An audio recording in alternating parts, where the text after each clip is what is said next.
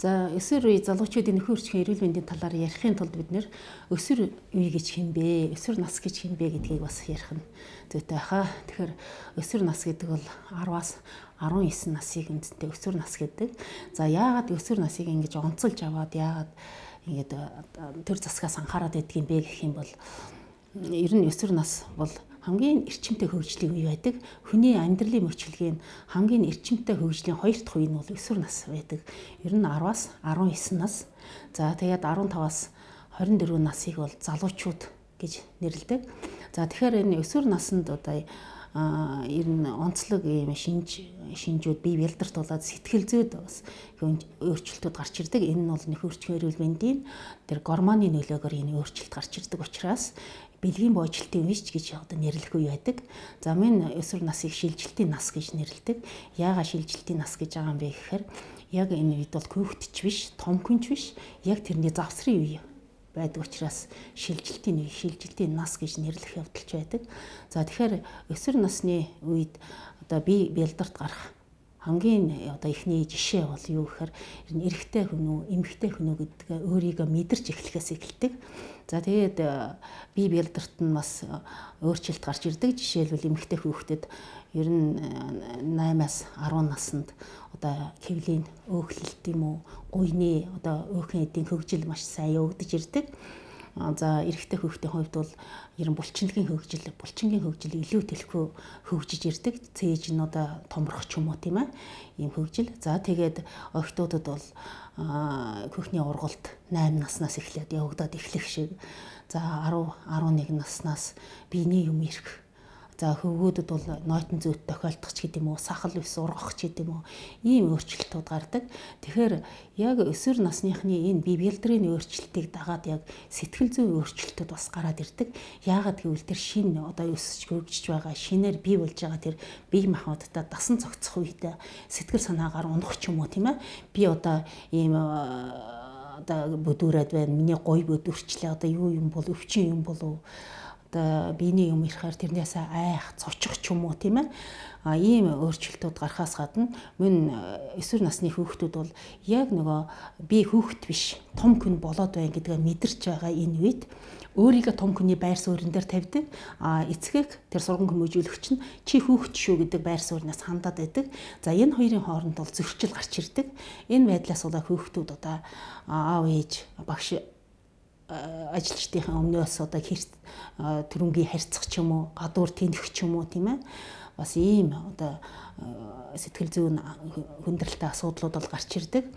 За энэс гадна ер нь өсвөр нас гэдэг бол ерөөсө боломж руу явах уу, эсвэл эрсдэл рүү явах уу гэдэг ийм одоо юуны заагдар нэгсэнтэй хадны ангал дээр л зогсож ин гэсэн үг тийм ээ. Тэгэхээр энийг одоо тэр боломж руу хөгжүүлэх үү эсвэл эрсдэл рүү төлөх үү гэдгийг бол эцэгчүүд тэр бага насных нь үед сурган хүмүүжүүлэгч багш нар нь бол хамгийн гол өөрөг оройлтой байх ёстой. За тэгэхээр яг энэ бие бэлдрийн хөгжилтийн үед бол эцэг эхчүүд тодорхой хэмжээгээр өөрсдөө бас нөхөн өрчгөн мэдлэгтэй тэрнийхээ хэмжээгээр хүүхдтэй бүр багаас нь шатраалсан мэдлэгийг өгч явах ёстой. Бид нар юу гэхээр ер нь нөхөн өрчгөө гэж ярихаар одоо нууцлаг юм шиг одоо далд тийм нууц байдалд орчдөг учраас хүүхдүүд одоо нууц юм руу нэвтрэхийг их хүсдэг. Тэр хооронд зөрчил бас их гарч ирдэг. Тэгэхээр ер нь цэцэрлэгийн наснаас эхлээл эцэг эхчүүд одоо хүүхдтэй яг нөхөн өрчгөө насанд нь тохирсон зөвлөгөөнүүдийг өгч явах ёстой тийм ээ. За чиний энэ бэлэг эрхтэн гэдэг нь бол одоо ийм нэртэй юм шүү. Янз бүрээр одоо гэрийн нэрээр нэрлэх ч юм уу. Ийм биш. Яг шинжлэх ухааны үүднээс нэрлсэн нэрслэр нь зааж өгөх тийм ээ. За бэлэг эрэхтнээ ингэж угаадгийн шүү, угаахгүй бол ингэдгийн шүү гэдгийг нь одоо цэцэрлэгийн насанд нь тохирсон зөвлөгөө өгөх. Одоо за жишээ нь одоо 1-р ангид ороод ирэхэд бол миний хүү одоо ээж чигээ том хүн болно шүү, хөхн нурган шүү, хөх ургахтаа ингэж өвддгийн шүү гэх юм уу тийм ээ.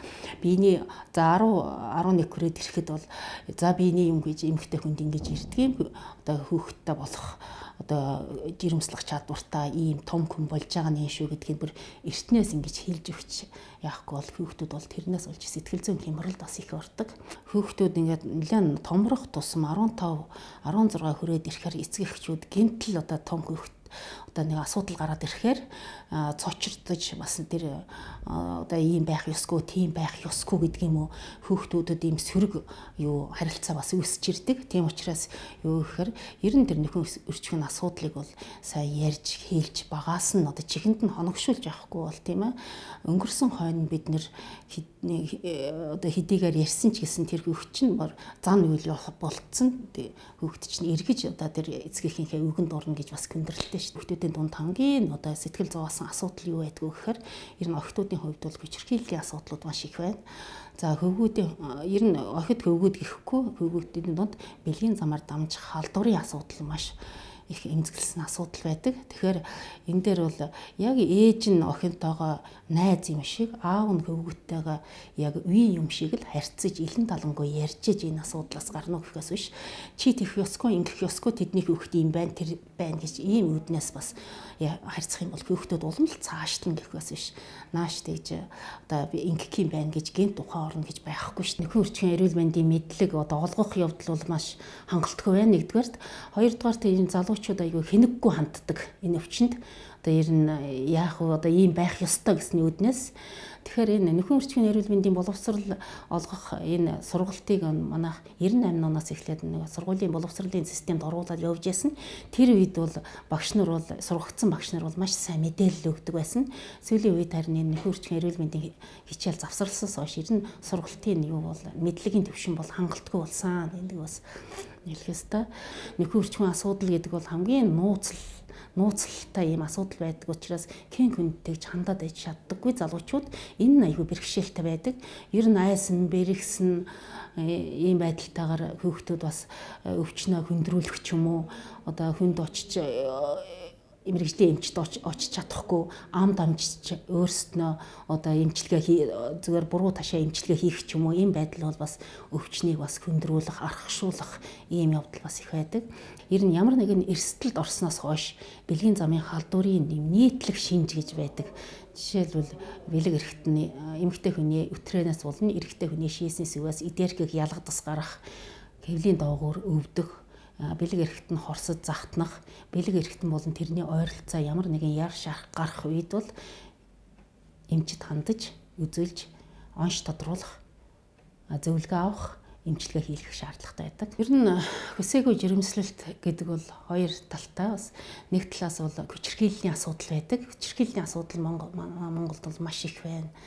За хоёрдугаар тэр нь охтууд бол нөхөн өрчгийн эрүүл мэндийн мэдлэггүйгээс болж бас одоо яаж хамгаалах уу тийм ээ яаж энэ жирэмслэлтээс яаж зайлсхийх үү гэдэг аргаа мэддэггүйгээс бол бас ийм жирэмслэлт бас их явагдаад байдаг. Тэгэхээр энэ хүчирхийллийн асуудал дээр бас онцолж ярих гэж бодож байгаа би. Ер нь охтын хүчирхийллийн асуудал гэдэг бол заавалч нэг 15 6 хүрэхээр л хүчирхийлэл гэдэг юм өртдөг юм биш тийм ээ. Ер нь эмэгтэй хүүхдийг бага наснд нь ч гэсэн хүчирхийллийн юм айгүй маш их гардаг. За энэ нь юу гэхээр ер нь хүчирхийллийн асуудал бол дандаа танил тал гэр бүлийн дотор мэддэг гудамж талбай сургууль юм уу тийм дандаа танил талын холбогдолтой байдаг учраас ер нь эцэгчүүд бол хүүхдтэй охин хүүхдтэй сайн анхаарал тавьж ер нь хол ойр явахдаа ер нь эмэгтэй хүний гарт одоо асрамжид хүүхдтэй үлдээх ч юм уу тийм ээ энэ бол хамгийн урьдчилан сэргийлэх ихний алхам гэж үзэж байгаа. Ер нь биений юм ирэхгүй болох асуудал бол жирэмсэн болж байна. Би жирэмсэн болжээ гэсэн баталгаа хамгийн ихний баталгаа болдог. Тэгэхээр ийм үед одоо ээж аавда хамгийн ойр байсан ойр дотныхаа хүнд хэлэх ч юм уу, зөвлөгөө авах ч юм уу, ээжтэй хэлэх юм уу, эгчтэй хэлэх ч юм уу ийм асуудлыг авч шийдэх ёстой. Ер нь жирэмслэлээс хойш 3 сарын дотор тийм ээ одоо эмнэлгийн байгууллагад хандаж чадах юм бол яах вэ? Өөрийнхөө хүсэлтийн дагуу үр хөндлөлтийг бол эмнэлгийн орчинд явуулах боломжтой. Хэрвээ 3 сараас дээш гарах юм бол энийг бас хэцүү шүү дээ тий. Хүүхэд бол амьдэрсэн үед бол хянгойч энийг бол чадахгүй 16 нас хүрээгүй яах юм бол яах вэ?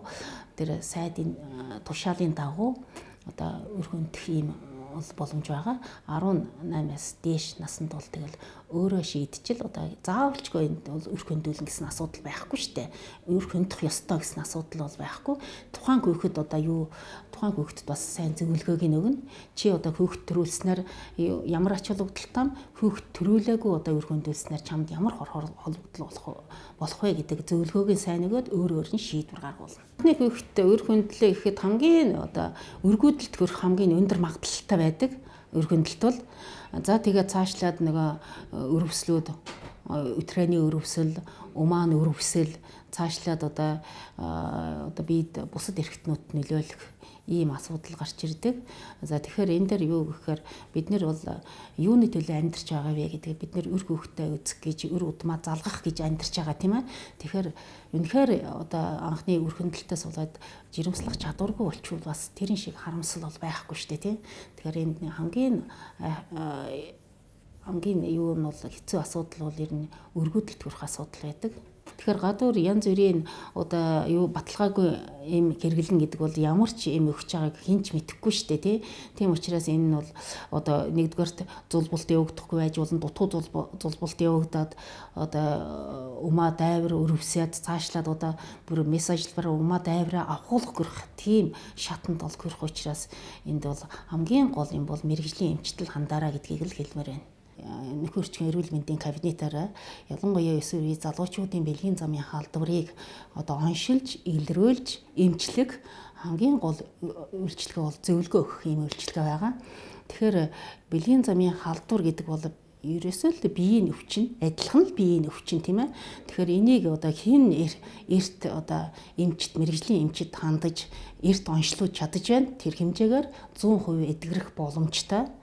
За бэлгийн замаар дамжих халдвар бол удаад ужиграад архагшаад ирэхээр бусад эрхтнүүт нөлөөлөх, хөндрөх, за үр удамд халдах гэдэг юм уу тийм ээ. Бусад өвчнүүдийг дагалдуулах ийм хор хөнөөлтэй өвчин байдаг. Тийм учраас одоо эрт одоо мэрэгжлийн эмчит хандаж эмчлүүлж чадах юм бол одоо 100% эмчлэх боломжтой. Энэ залуучууд бол яг эмчлүүлж чахаар боллоо гэсэн ийм байдлаас бас хандж байгаа. Энэ бол тийм биш. Бэлгийн замын халдвар бол дархлаа тогтдог өвчин биш. Ер нь хизээ шин халдвартаа хавтна. Тэр үед одоо хэдэн ч халдварыг зэрэг авах боломжтой ийм өвчин байгаа. Тийм учраас хамгийн гол юм бол зөвлөгөө өгөх, зөвлөгөө сонсох энэ явдал бол хамгийн чухал байт юм шүү. Тийм учраас манай кабинетаар бас залуучуудаа бас үйлчлүүлээрэ, эцэг эхчүүд бас ирж зөвлөгөө авч байгаараа гэдгийг уриалмаар байна.